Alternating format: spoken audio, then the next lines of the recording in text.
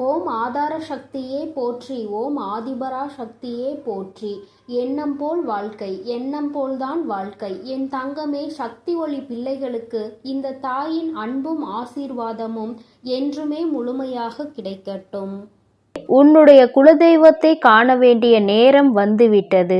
என் தங்கமே, உன்னுடைய குலதெய்வம் இன்று மனவேதனையில் உன்னை காண வந்திருக்கிறார்கள்.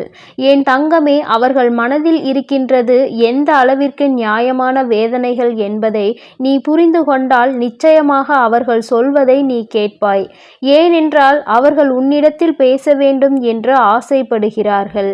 இந்த வராகியானவள் இப்பொழுது உன்னை காண வருவதை தெரிந்து கொண்டு என் மூலமாக உன்னோடு பேச வேண்டும் என்று முடிவெடுத்திருக்கிறார்கள். என் தங்கமே, குலதெய்வத்தின் மனவேதனைக்கு காரணம் உன்னுடைய குலத்தில் ஒருவர்தான். அவர்கள் செய்ய நினைக்கின்ற சில விஷயங்கள் உன்னுடைய குடும்பத்தை பாதித்து கொண்டிருக்கிறது. உன்னுடைய குடும்பத்தில் இருப்பவர்கள் யாருக்கேனும் கஷ்டத்தை கொடுக்க வேண்டும் என்று நினைக்கிறார்கள். அவர்கள் தன்னுடைய வேண்டுதலை குலதெய்வத்திடமே சென்று வைத்திருக்கிறார்கள். குலதெய்வத்தின் முன்னால் நின்று கொண்டு ஒரு குடும்பத்தை அழிக்க வேண்டும் என்று வேண்டுதல் வைத்தால் அது குலதெய்வத்திற்கு எத்தனை பெரிய வேதனையை கொடுத்திருக்கும் என்று உன்னால் உணர முடிகிறதா? குலதெய்வம் உன்னுடைய வாழ்க்கையில் ஏற்படுத்தி இருக்கிற பல நல்ல விஷயங்களையும் செய்திருக்கிறார்கள். சிலருடைய தீய சக்திகளை விரட்டி அடித்ததும் அதில் ஒன்று. உன் வாழ்க்கையில் ஏற்படுத்த நினைத்த ஆபத்துகளில் இருந்து அவர்கள் உன்னை காத்திருக்கின்றார்கள். இந்த சூழ்நிலையில்தான் இப்பொழுது ஒரு குலத்தில் இருக்கின்ற ஒரு குழந்தை உன்னுடைய வாழ்க்கையை அழிக்க வேண்டும் என்று நினைத்து குலதெய்வத்திடமே வந்து வேண்டுதல் வைத்த பொழுது குலதெய்வத்தின் மனம் நொறுங்கி போனது. இந்த குலத்தை காப்பதையே நம்முடைய கடமையாக வைத்து கொண்டிருக்கும் பொழுது ஒருவரே இன்னொருவருக்கு தேவையில்லாத செயல்களை செய்வது என்பது என்னால் ஏற்றுக்கொள்ள முடியாத விஷயம் என்று உன்னுடைய குலதெய்வம் சற்று கொந்தளிப்போடு வந்திருக்கிறார்கள். அவர்கள் மனதில் இருக்கின்ற எண்ணங்கள் என்ன தெரியுமா? உன்னுடைய வாழ்க்கை நன்றாக இருப்பதற்காக பாடுபடுவது நான் தான். அப்படி நான் பாடுபட்டு கொண்டிருக்கும் பொழுது என்னிடத்திலே என் குழந்தையின் வாழ்க்கையை அழிக்க சொன்னால் அது எந்த விதத்தில் நியாயமாகும்? என் குழந்தையின் வாழ்க்கையில் என்ன நடக்கப் போகின்றது என சில விஷயங்கள் என்ன என்பதை என் பிள்ளை தெரிந்து கொள்ள வேண்டும். நம்முடைய குலதெய்வம் நமக்காக எதுவும் செய்யவில்லை என்று என் குழந்தை நினைத்துவிடக் கூடாது அல்லவா? அதனால்தான் என்னுடைய பிள்ளைக்கு சில விஷயங்களை தெளிவுபடுத்துவதற்காக இப்பொழுது நான் வந்திருக்கிறேன். என் தங்கமே, உன்னுடைய குலதெய்வம் உன்னிடத்தில் பேசுகின்ற வார்த்தைகளை சில நிமிடம் காது கொடுத்து கேள். அவர்கள் மனதில் இருக்கின்ற எண்ணங்களை உன்னிடத்தில் தெளிவாக சொல்லிவிடுவார்கள்.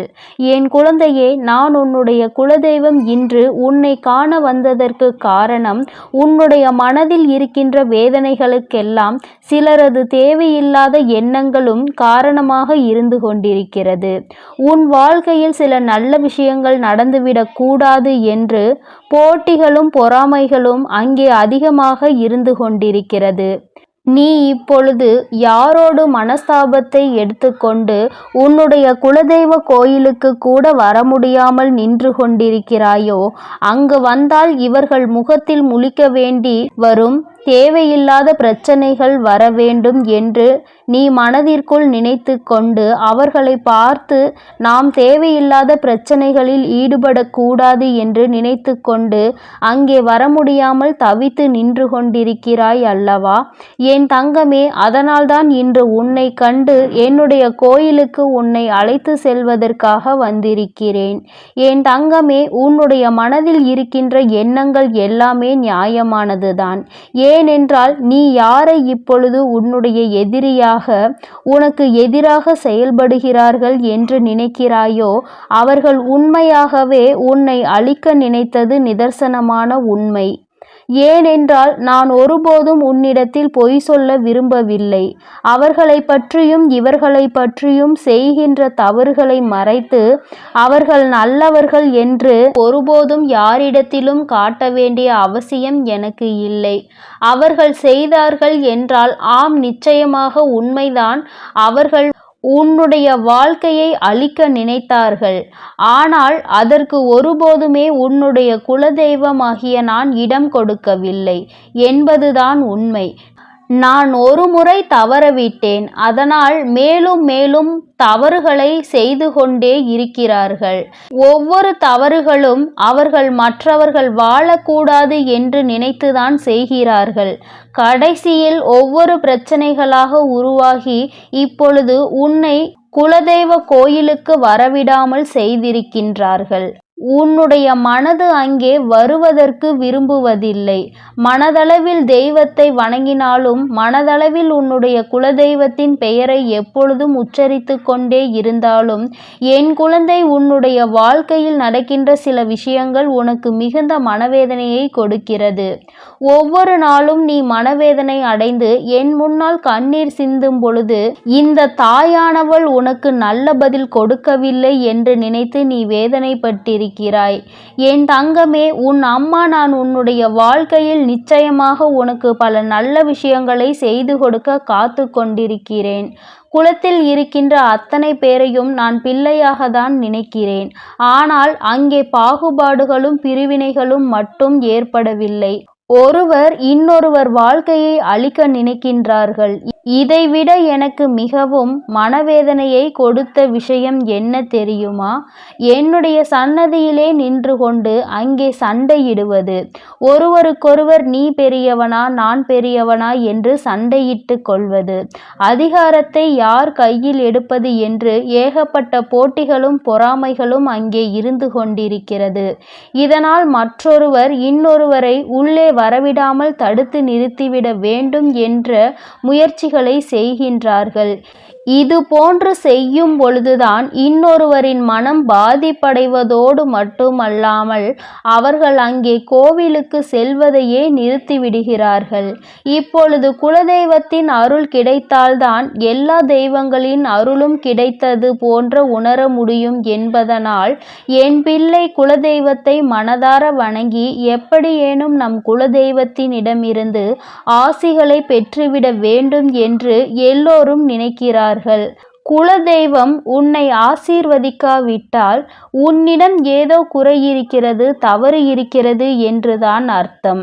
ஏதோ ஒரு தவறு இருக்கிறது என்பதை மற்ற தெய்வங்களும் உணர்ந்து கொண்டு உனக்கு ஆசிகளை வழங்க முன்வர மாட்டார்கள் என்பதை புரிந்துகொள். என் தங்கமே, எப்பொழுதுமே குலதெய்வத்தின் முன்னால் நிற்கும் பொழுது பணிவு வேண்டும். யாரையும் கெடுக்கக்கூடாது என்ற எண்ணம் வேண்டும். மற்றவர்களுக்கு அதிலும் வயது முதிர்ந்தவர்களுக்கு மரியாதையையும் மதிப்பினையும் நிச்சயமாக கொடுக்க வேண்டும். இல்லை என்று கையேந்தி விட்டால் இருப்பதை கொடுத்து உதவ வேண்டும். ஒரு நாளும் வைத்து கொண்டு மற்றவர்களுக்கு இல்லை என்ற வார்த்தையை சொல்லக்கூடாது. என் தங்கமே, அம்மா உன்னுடைய வாழ்க்கையில் உன்னோடு சேர்ந்துதான் சில நல்ல விஷயங்களை செய்ய முடியும் என்றால் அதனை நான் நிச்சயமாக செய்து விடுவேன் என்பதை நீ புரிந்து கொள்ள வேண்டும். என் குழந்தைக்கு குலதெய்வத்தினுடைய அன்பும் அருளும் முழுமையாக இருக்கிறது.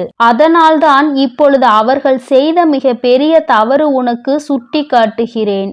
அவர்களினுடைய மனதில் அவர்கள் என்னவெல்லாம் வாழ்க்கையில் செய்ய வேண்டும் என்று நினைக்கின்றார்களோ, என்னவெல்லாம் அடைய வேண்டும் என்று நினைக்கிறார்களோ அதையெல்லாம் நிச்சயமாக அவர்களால் அடைய முடியும். என் குழந்தையே, உன்னுடைய குலதெய்வத்தின் மனவேதனை யார் ஒருவர் உன்னை அழிக்க நினைத்தார்களோ அவர்களுக்கே சென்று இந்த வேதனையை அவர்கள் வாழ்க்கையில் அவர்களுக்கு கிடைத்தால் எப்படி இருக்கும் என்பதை உணர்த்துவது போல நடக்கத்தான் போகின்றது. அப்படி நடந்தால் மட்டும்தான் அவர்களுடைய உணர்வுகளையும் மற்றவர்கள் படுகின்ற கஷ்டங்களையும் புரிந்து கொள்ள முடியும் அவர்களால். அவர்கள் அதை சரியாக செய்து உன்னுடைய வாழ்க்கையில் அவர்கள் செய்த தவறை ஒப்புக்கொண்டு உன்னை நல்ல மனநிலைக்கு கொண்டு வர போகிறார்கள். இனி ஒருபோதும் உனக்கு எந்தவிதமான கவலைகளும் தேவை கிடையாது. குலதெய்வம் அவர்களை உன்னிடத்தில் இருந்து எந்த அளவிற்கு விலக்கி வைக்க முடியுமோ அந்த அளவிற்கு விலக்கி வைப்பார்கள். அதனால் என் குழந்தையே, நீ எதற்காகவும் கலங்காதே, எதை நினைத்தும் வருந்தாதே. நீ நல்லதையே நினை. உன் வாழ்வில் எப்பொழுதும் உனக்கு நல்ல நல்லதே நடக்கும். இந்த குலதெய்வத்தினுடைய ஆசீர்வாதங்களும் உன் வராகி அம்மாவினுடைய ஆசீர்வாதங்களும் எப்பொழுதும் உனக்கு முழுமையாக கிடைக்கும். என் அன்பு பிள்ளைக்கு இந்த தாயின் ஆசீர்வாதம் என்றுமே முழுமையாக கிடைக்கும். ஓம் ஆதார சக்தியே போற்றி. ஓம் ஆதிபரா சக்தியே போற்றி.